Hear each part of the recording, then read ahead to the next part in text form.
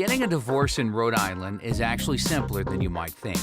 Either spouse must reside in Rhode Island for 1 year prior to filing for divorce. The divorce may be filed in the plaintiff's county of residence unless the defendant's residency satisfies the 1-year requirement. In such cases, the divorce must be filed for in the county of the defendant's residence. Once the residency requirement is completed, a legal grounds for a divorce must be established. Both general and no-fault divorce are acceptable grounds for divorce.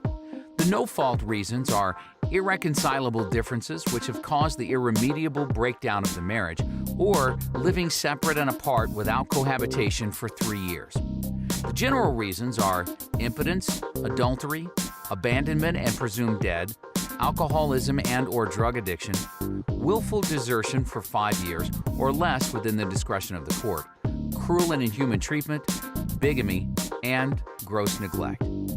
Child custody is determined according to the best interests of the child.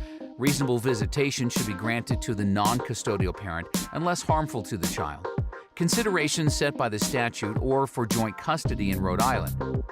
Either parent may be ordered to provide child support after considering the financial resources of the child, the standard of living the child would have enjoyed if the marriage had not been dissolved, the physical and emotional conditions and educational needs of the child, the needs of the non-custodial parent, the financial resources of both the non-custodial and the custodial parent, and any other factors. Family court child support guidelines have been adopted. To guarantee support payments, the court may require income or property assignments, posting of bond, or wage withholding.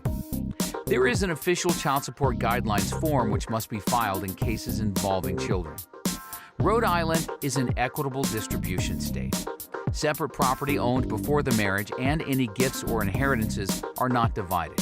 Any other property is divided by the court. Considered are the contribution of each spouse to the acquisition, preservation, or appreciation in value of the marital property, including the contribution of each spouse as homemaker, the length of the marriage, the conduct of the spouses during the marriage, the health and ages of the spouses, the amount and sources of income of the spouses, the occupation and employability of each of the spouses, the contribution by one spouse to the education, training, licensure, business, or increased earning power of the other, the need of a custodial parent to occupy or own the marital residence and to use or own the household effects according to the best interests of any children, either spouse's wasteful dissipation or unfair transfer of any assets in contemplation of divorce, the opportunity of each spouse for acquisition of assets and income, and any other factor which is just and proper. Either spouse may be awarded alimony. The amount of alimony is based on the extent to which either spouse is unable to support himself or herself adequately because of his or her position as primary caretaker of a child whose age, condition, or circumstances make it appropriate that the parent not seek employment outside of the home.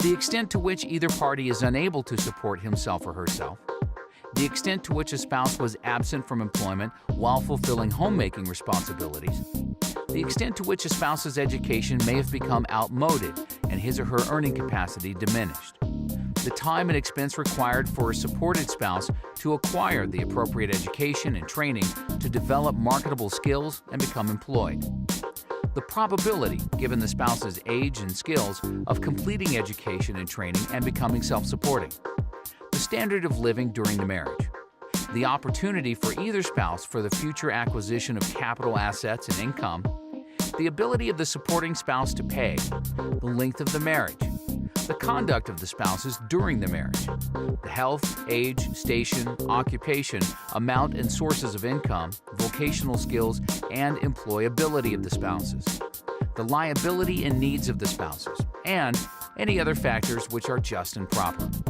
In cases which involve custody or visitation, the court may direct the parents to participate in mediation. There is an official family court counseling form which must be filed with the complaint for divorce. Visit us today at www.mydivorcepapers.com and click on Rhode Island at the bottom of the page. Let mydivorcepapers.com help you file for divorce today.